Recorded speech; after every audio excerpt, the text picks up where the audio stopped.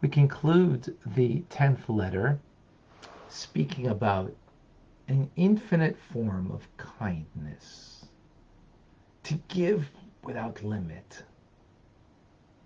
What does that mean? How do we understand that? So we began with a verse in Lamentations from Jeremiah that says that God's kindnesses have surely not ended. Because his kindnesses are everlasting. They're limitless.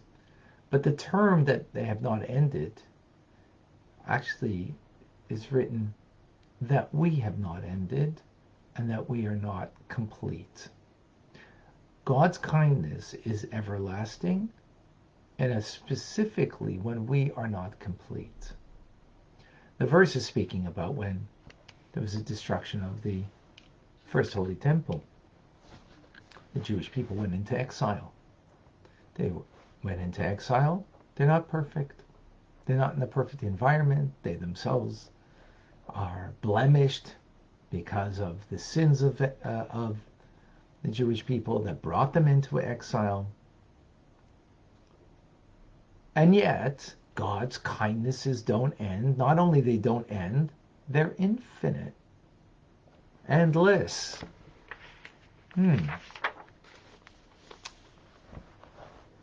Rav Chesed, as we call it, a limitless form of God's kindnesses. For his mercies never cease.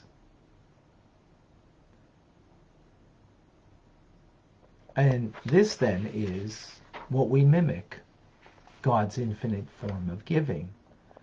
So you would think, when you are not perfect, so then God's going to give you, well, imperfect giving. No. His compassions don't cease, his giving doesn't cease, and his infinite form of giving doesn't cease. Which therefore means we reflect that back. We also give in an infinite form, meaning charity. Our kindness is that we reflect that back. Specifically because we're imperfect, specifically because of our blemishes and our sins. So now we need, in order to fill the gaps of our soul and collective soul of the Jewish people, we need to give in a way that is limitless. And because of this is what our sages say, that Israel will be redeemed only through charity.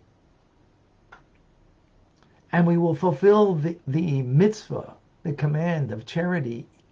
We'll perform it even when we're not legally obliged to. For when Mashiach, the son of David, right, the Redeemer, will come, he will not come until the pocket will be empty of the smallest coin. Meaning, even when we don't have in our pocket for ourselves even, we will still give. That's an infinite form of what it means a human being to give. Even you don't have, you still give. Even it's the last coin in your pocket that is for you, you will still give. But that concludes the letter. Let me share a story. It's a beautiful story about Rabbi Avram Zaltzman. I know his grandson. He's a friend of mine, a shliach of the Rebbe in Toronto, who deals with the Russian Jews there. So his grandfather, this is 1940, in the 40s, in Russia, in Samarkand, fleeing from the Russians and from the Germans during the war. Imagine how difficult a time it was. And he managed to borrow, before the holiday of Passover, 3,000 ruble in order that he could make the Passover holiday.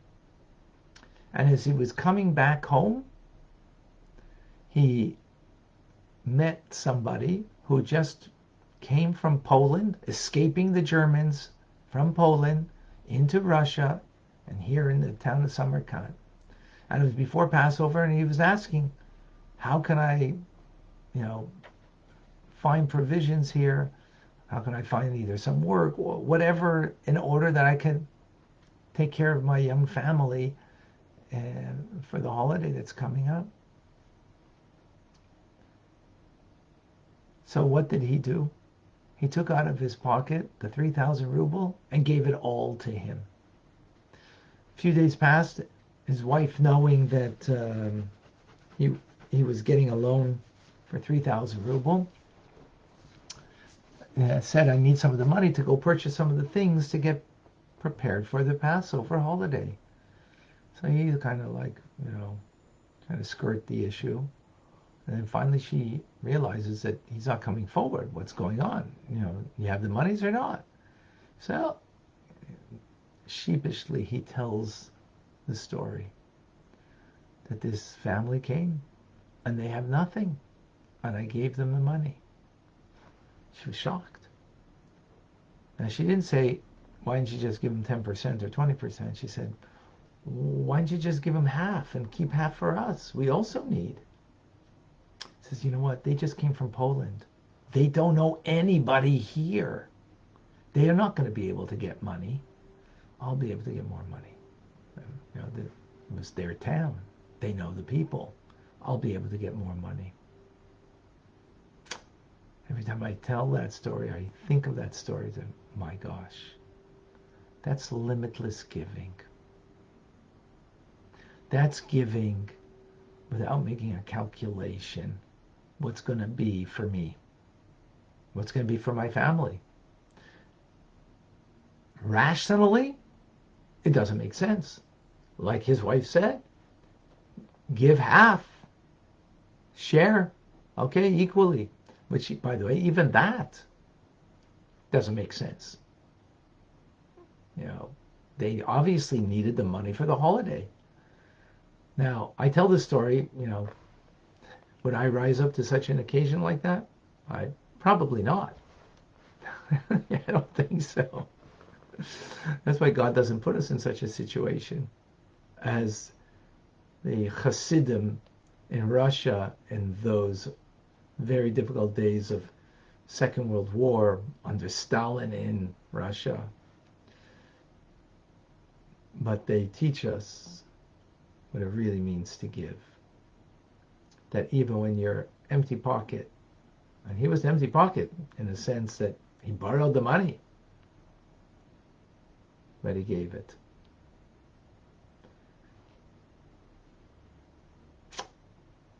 That's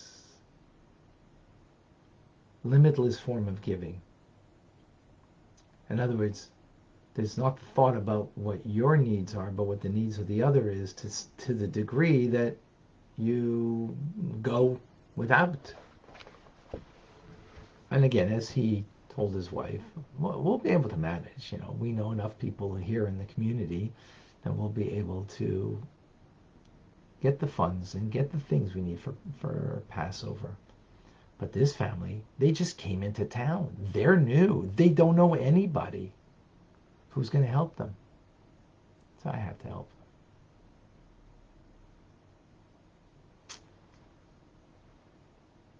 So God's kindness is, even when we're not deserving of it, is always there, infinitely there. If we open up our eyes and see the breath of life, the fact we exist, that's God's kindness. And then if we make a calculation of all the things in our existence, in our lives that we have, wow. Infinite form of giving, endless, without end. So we reflect that back and give in such a way, specifically because we're blemished, because we're lacking. Therefore, we give even more so. Any questions, any comments?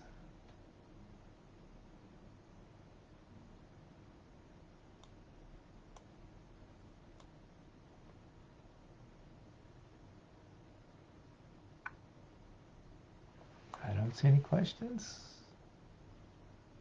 Everything's clear.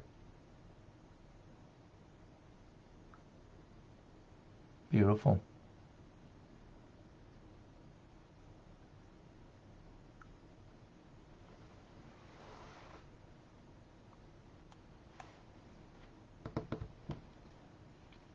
Even if we don't give this way, the fact that we have the knowledge of this, and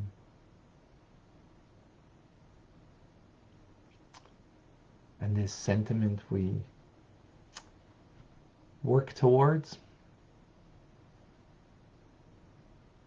In other words, it's not about fulfilling my needs. It's about fulfilling the needs of another in such a manner that that's the only focus. Very, very beautiful. And a place that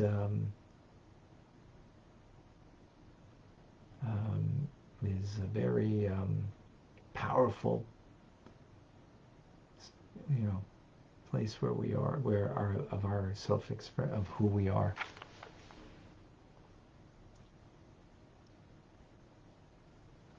Alice, if one negates other mitzvahs for this, what is the status? What other mitzvahs would you negate because of this?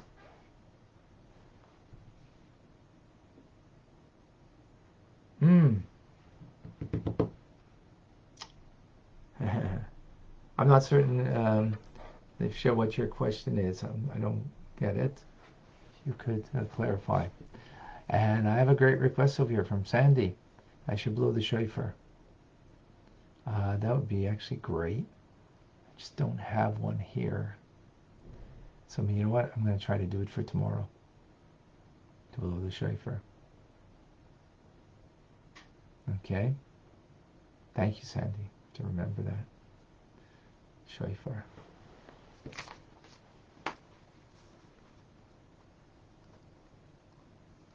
Okay, marked it down. Hopefully I remember that. Beautiful. Okay, Rambam coming up. I'm Rabbi Ronnie Fine, coming to you from Chabad Tzvich Montreal, Canada. It's a privilege and a pleasure to share with you the Tanya. Have an amazing, wonderful, great day. Thank you.